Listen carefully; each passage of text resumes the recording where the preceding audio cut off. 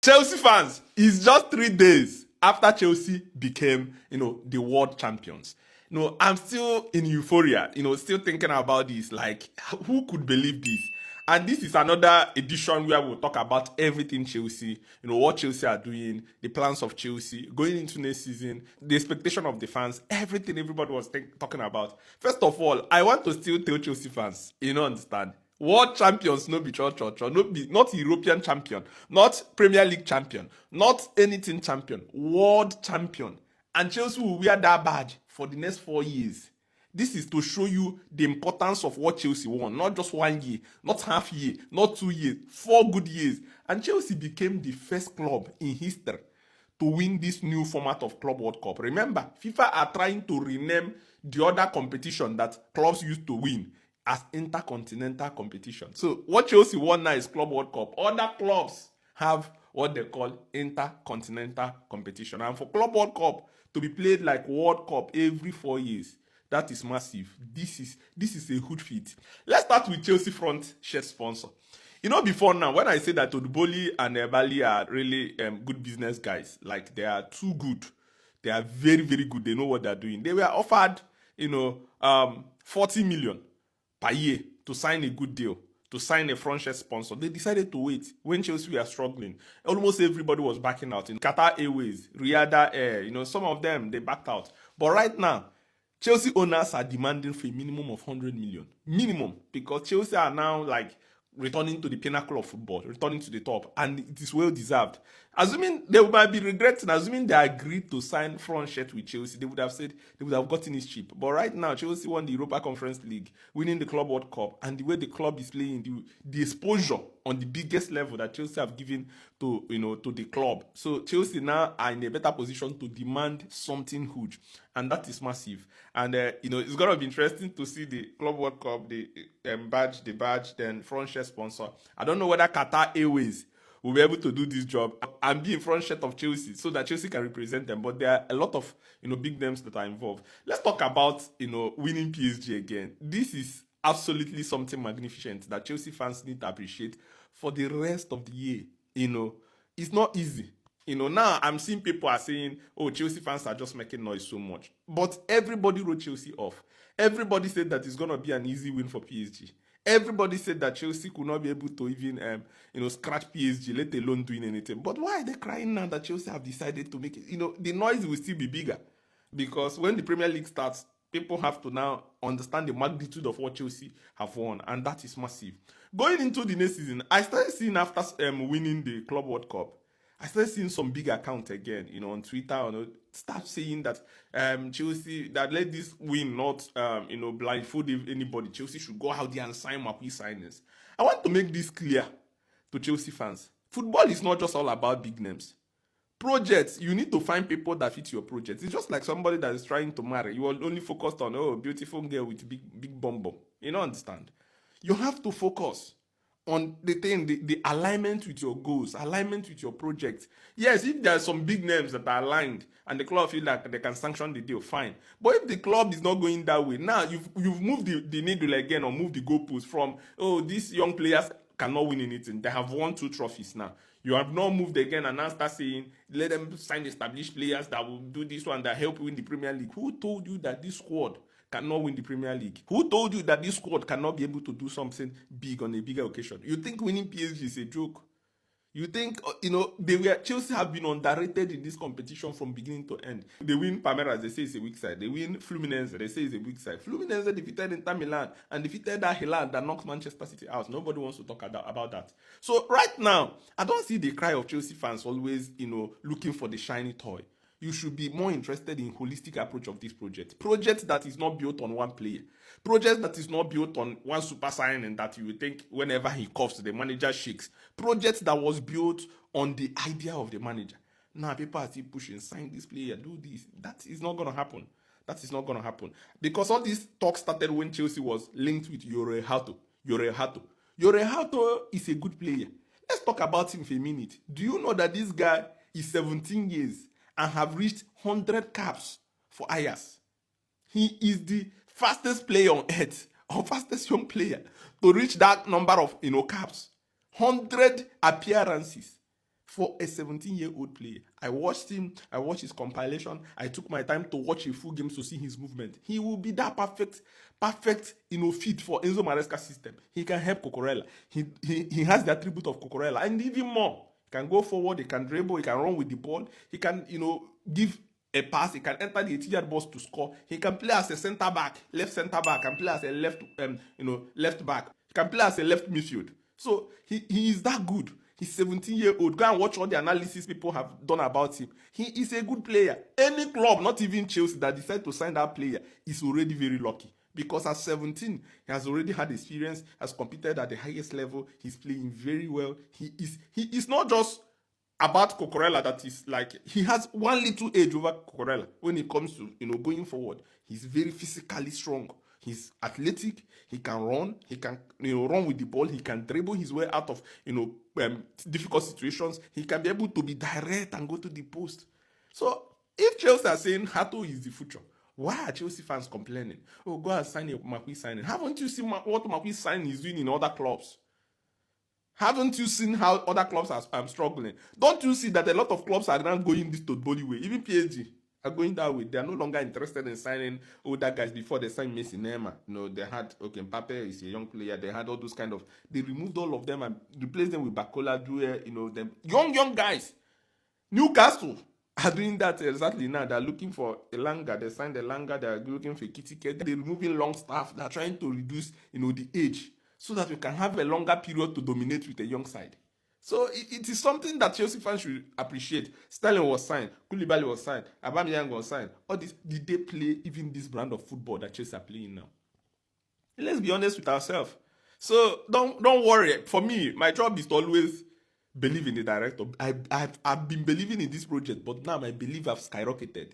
Whatever Enzo Maresca says, this is what I need, give it to him. If he says you're a Hato, give it to him. When he said he wants younger players because they'll be open-minded, fine and good. Give it to him. So you don't be in a position to dictate the club. Go and sign Osimhen. That's what I feel. Then, secondly, Chelsea are planning to sell Nicholas Jackson. A lot of clubs are interested in buying Nicholas Jackson. And for Chelsea to say Nicholas Jackson is worth 100 million is a very funny one for me. But then, I understand. I know that Chelsea want to place the bar very high, so they don't place this low, so that the opening bid will not start from like 20 million. Because if you check in the market right now, the striker market is so dry. In fact, I am giving Chelsea directors the full credit for trying and sealing up the João Pedro deal as quickly as possible. Look at what is happening in striker market. Liverpool wanted a sack. Newcastle don't want to sell a sack. Newcastle go for Kitike. Liverpool are going for Kitike. Chelsea, we are interested in a Kitike before. Then there is there's Votemade. Bayern Munich are trying to secure his deal. Shesko, Leipzig are looking for 92 million. Even a Kitike is around 100 million. So you can see striker market is difficult. And a lot of teams are looking for striker. That is just the truth. A lot of clubs are searching for striker they can't even find. So for Chelsea to secure João Pedro and the lap with the speed at which they secure, because Manchester United was very close to securing the lap. This is right now, Manchester United cannot be able to find another striker that is cheaper. Chelsea quickly secured the lap and, João Pedro. That move was exquisite and that move was so important. These two players, now Chelsea can relax and wait to sell Jackson and try to find an alternative. But Chelsea have done a good business and addressing the critical area of the pitch. And this is very, very well, very, very good. So if Manchester United has predicted or as reported on the media is interested in signing Nicholas Jackson, to be honest, I don't see them paying 100 million. But there could be other clubs that could be able to pay that. AC Milan are looking for a striker. AC Milan, sent back, Abraham. Abraham is now in Besiktas. They priced Nicholas Jackson for 42 million. Chelsea said no chance. 60 million and above. That's what Chelsea wants for Nicholas Jackson. And for me, that is fair. Chelsea now, what they do is buy a player, double the figure in a few years and sell. Because look at Noni Madueke. Noni Madueke was bought for, I think, 26 million pounds. Was sold for 52 million. 52 million is not small money. Double. That is massive. So Chelsea looking for Nicholas Jackson. Let me see which club will be able to buy Nicholas Jackson. There is a lot of clubs in Premier League that are interested in buying Jackson. And I think Jackson will revel in those clubs. Chelsea, the pressure is so much. I believe Jackson is still a good player, but then Chelsea are going forward to sell him. Then the next good news is that Asemino, Penders, Kendrick Payet, will be joining Strasbourg. I think this is a good move. You know, Asemino is a player that I think has a lot of potentials. Paez, we know what he has done in the South American League. We know what he can be able to do. So going to Strasbourg, we actually have, Liam Roseno, that is very, very good. That is also good in developing players. He's a perfect player. See, now that you're seeing the impact or the good reward of having two clubs. You see, this Strasbourg, assuming before now Chelsea will be looking for where to send them. Now Chelsea have a system that is played at Stamford Bridge, played at Strasbourg. And Strasbourg are going to Europe. Can't you see that? They're going to Europe. And that is massive. So if you see Asemino going there, Ken Repair is going there, it will even elevate the club. I remember when Todd Bowley and Bali bought Strasbourg, they were complaining, they were protesting. But now these owners have helped that club. And that club did not dream of going to Europe and constantly sending A-class young players to the squad. Amogu is already signed there permanently. Remember Chelsea sent Moreira there. Last season, Petrovic was there. Emeha. The squad, the players that are buying and sending there. And now sending Asemino, sending Paez, sending, Pendas. Top quality young players there. It's going to be an interesting one with Amogu that is already signed. They're going to be able to develop there and hope they can be able to return to Chelsea. It looks as if Santos is not going back there. Santos will remain with Chelsea. And then the next one, Broja. Armando Broja is attracting interest from Stuttgart as a replacement to Niki Votemade. So Chelsea will be praying. Chelsea fans should be praying. Let this go through, because a lot of Chelsea fans are seeing, Broja, seeing Fofana, Fofana, seeing all these players. They're already tired. So that is just reality. If he can be able to sign for them, Chelsea will be able to reduce the wage, because all through the sent him at Everton, it didn't work out. Send him at this club, it didn't work out. Fight for his position at Chelsea, it didn't work out. Injury just ravaged him, and right now his career is on the downwards, trails. Now he needs to have a revive. So going to Stuttgart on a permanent basis could be a masterclass. Chelsea have sold Noni Madueke, Chelsea are looking forward to selling Jaffelis, selling Sterling, Chilwell, that's true for Fofana, all those players, Viega. Like Viega could have been the player to compete with Marco Corella. But to be honest, Jorato is way, higher level than Viega. Viega does not have speed. It doesn't have the flexibility in movement. He's a central defender. I don't think he can be able to play left back. He can't go forward. He can't run back. It's difficult for him. Hato is better. And Viega is now a player Chelsea are looking forward to selling at least 20 million. A lot of players Chelsea want to cut down the squad, and Chelsea will be able to start going forward. Before I go on, let's quickly talk about Kenan Drisbury-Hall. You see, Drisbury-Hall is a player that came into Chelsea. A lot of Chelsea hated him at the beginning, but over time, I think this guy has started making them for himself, not as a starter, but as an impact player. He's playing very well. He's helping the squad. I noticed something with him. Whenever Enzo Maresca called him up to do a job, he normally does a good job. He normally gives his all. He normally, fights every now and then, and he's so happy. It's not easy to see a main player at Leicester. He's their number one superstar, coming to Chelsea and accepting to position or be a part of the squad, not being a starter. But he's enjoying to be around the squad. The job he did at this Club World Cup, every time off the bench, is massive. Even looking at the Europa Conference League run to the final, look at the way he played. He played very, very well, continued to perform till the final. So I am giving him the credit in this video. He deserves all the credit, and Chelsea fans deserve to appreciate him. Finally, for me, the areas of improvement that Chelsea are focusing on is if Nicholas Jackson leaves. I think Chelsea need to get one attacker.